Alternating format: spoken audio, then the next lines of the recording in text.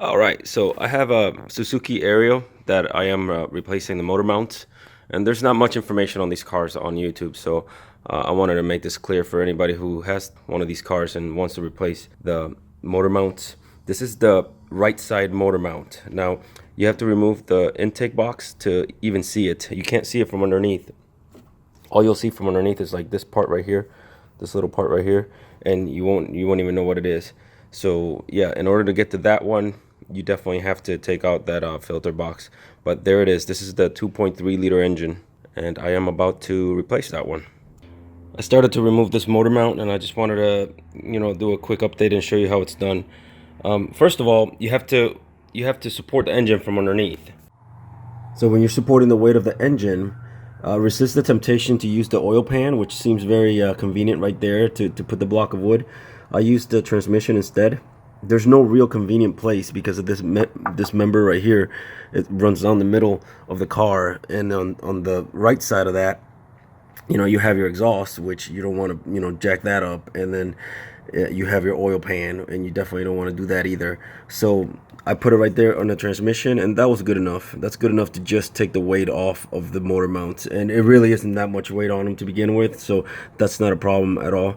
So just be careful and be cautious of using the oil pan for this. So once you do that and you take off all the pressure off the motor mount, you have to remove this center bolt. It's the first thing you have to do. So that's what I did. I removed that bolt. The motor mount has 3 bolts attaching it to the car. One here, then one right there, and then one on the other side right there. But in order to get to those 2, you have to remove that bracket right there. So first thing you have to do is take this off, so that you can, once you remove all the bolts from this bracket, and you can take the bracket off, you can get to those 2 bolts down there and be done with it. So yeah, so I took the bolts off.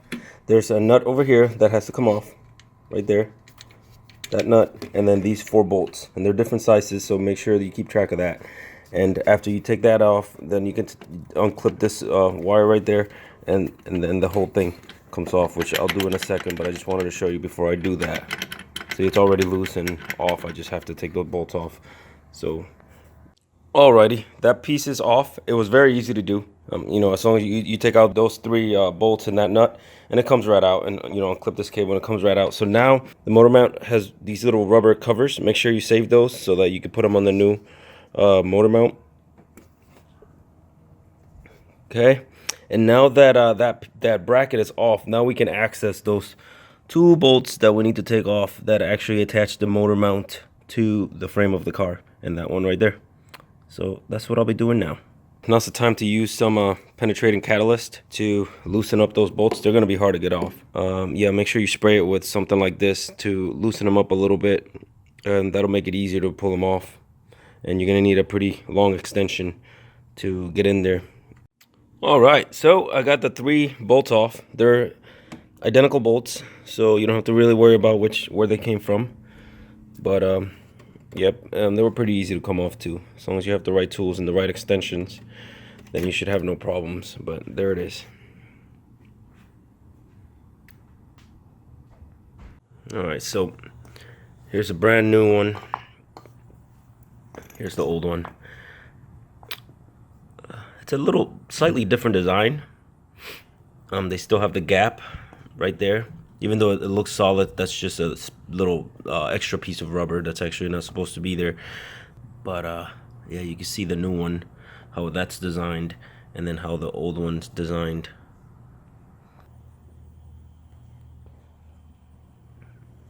You can see all of the cracking underneath.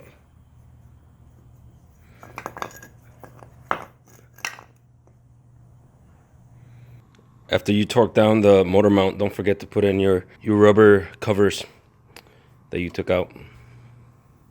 Well, so I tried to put the new motor mount in, and it turned out that the center part, this part right here, was not exactly, it was too long. It turned out that the center part was just slightly too long, and this piece just would not go over it no matter what. So what I did was I used a Dremel. I made a mess, and just basically grinded it down a little bit, and got it to the point where it fit finally. And I did it evenly, just a little bit on this side and then a little bit on that side. And also another tip, if you can, it's easier if you just put this part on loosely before you put it on the car, before you put the motor mount on the car. Attach that part and the little rubber boots that go on the side first, and just flip it back like this when you're doing those bolts, and then do those 2 bolts, then this bolt, and then you can kind of just put this piece back into place. Otherwise, you might have a hard time getting this bolt in there because it might not align perfectly. So it's better just to do this part, just leave it loose like that, so that you can, and you'll tighten it after all the other bolts are in place. Just leave it loose and just, you know, hand tighten it basically, just like that. And it's just much easier to do. So just a little lesson learned. That way you don't make the same mistakes I made. All right, so the motor mount now is secured to the car. It's been torqued down, and that's in. And like I said, I left that loose, and I twisted that back into its spot, and then I raced the car a little bit until it sat just right. So another little tip before I button it up, make sure you hand tighten all these bolts in first before you fully tighten any of them. If you don't do that, you're gonna have issues aligning them. So all you have to do is just put them on there, and, you know, raise or lower the engine as you need to make it align just right. Do the same thing on the other side. Remember that this is the short bolt over here, and these 2 are the longer ones. And don't forget the nut and the little cable that attaches to that little bracket right there. Okay, so yeah, just hand tighten them first and then torque them down. That way you don't have any fitment issues. So I'm getting ready to do the front motor mount. So I'm gonna go ahead and show you exactly where it's at and what the plan is for this. So it's right there, right in front of the radiator.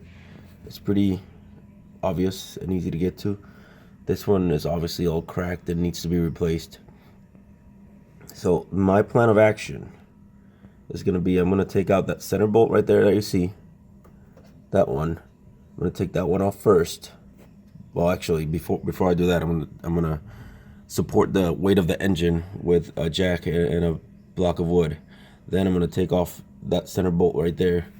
And then I am going to take off these 2 bolts right underneath. Now, I'm hoping that that's enough for me to be able to just pull that thing right out, and I don't have to take out this entire support member down here. I'm hoping I don't have to go there. So I guess I'll find out here shortly and update you. All right, so I went ahead and did exactly what I just mentioned, and it was pretty easy. It came right off. So now that I did that, I'm able to just pull it up and remove it just like that. Old one and new one comparison. Obviously the new one's new, looks great. You can see all of the cracking on the old one. See right there. It's just in bad shape. This one's not going to do a good job at absorbing the vibrations it needs to absorb, and it'll cause a lot of issues. And if you don't fix motor mounts like this, it's a cascading effect. You don't fix these when they happen, and one bad motor mount will lead to, you know, all your motor mounts being bad, and all that vibration will lead to a lot of other issues with your transmission and your engine and loose components, and it's just a score of issues. This is something that should never ever be left unfixed if you know that it's an issue. So I'm about to replace this one and then move on to the others.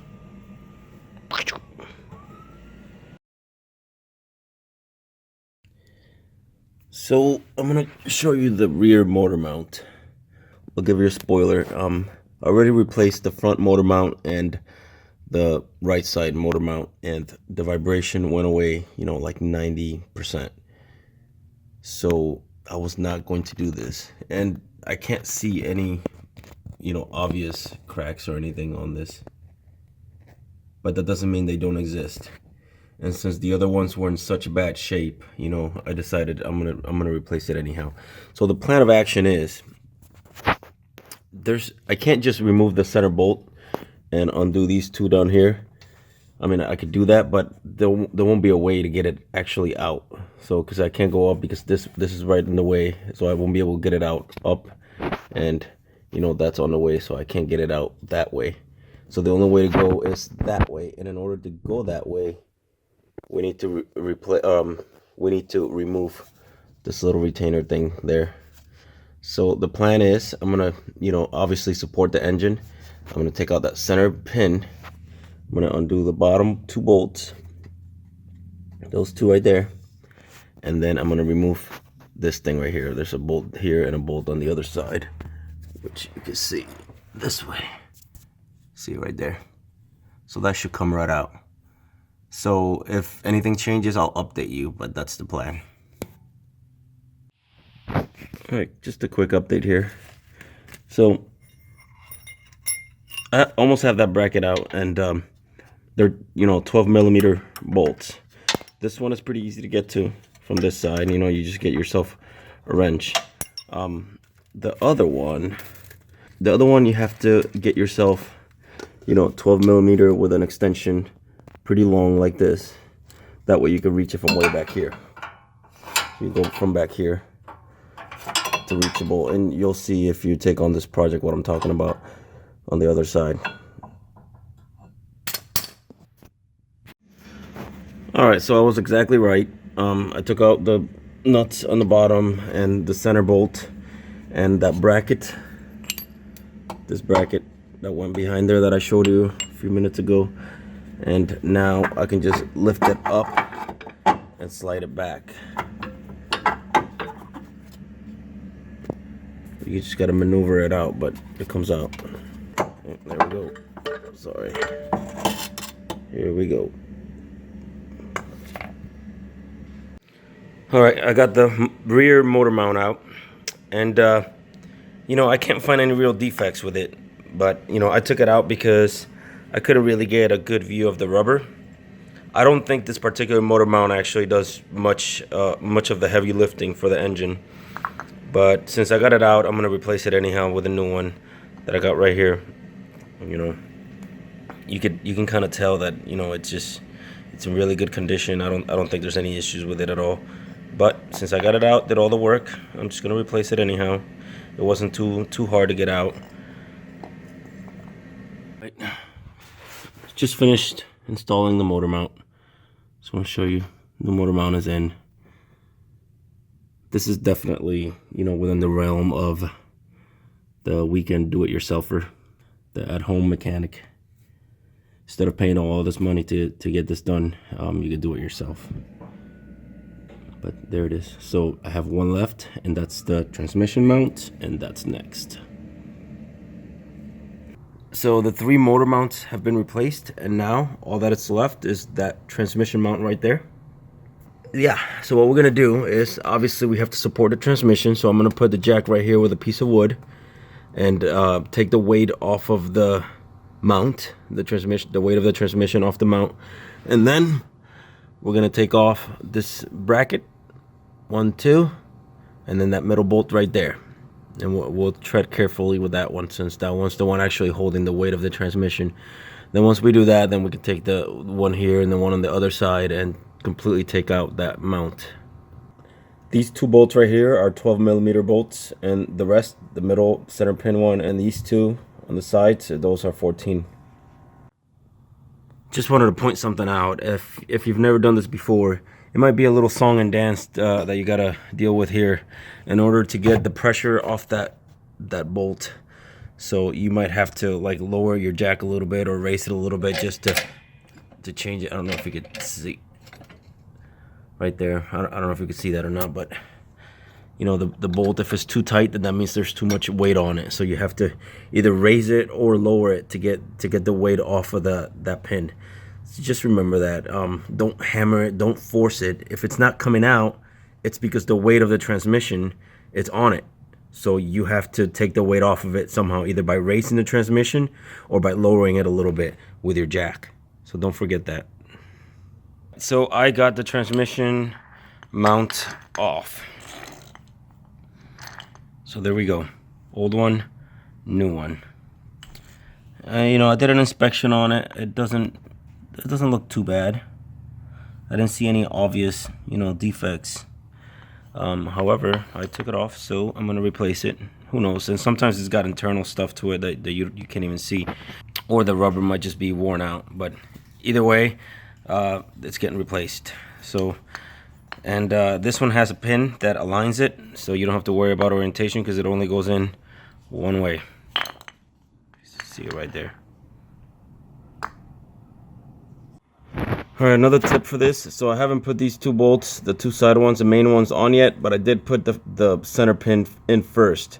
I tried to do these first and it was just difficult. So I took it out and kind of just put it on there and put that center pin in first. Don't tighten it all the way, tighten it almost all the way, but not all the way. And then now I'm gonna get all the other bolts in place. Once all the bolts are in place, I'm gonna put some weight on them, so that it kind of sits how it's gonna sit once the car's driving, and then I'll tighten them. So I got the motor mount in place. So what I did was I hand tightened all of the bolts. So I hand tightened all the bolts. Now that they're all hand tight and the motor mount is roughly secured, I'm gonna go ahead and put the weight back on it, and then once the weight is on it, I will tighten all of the bolts.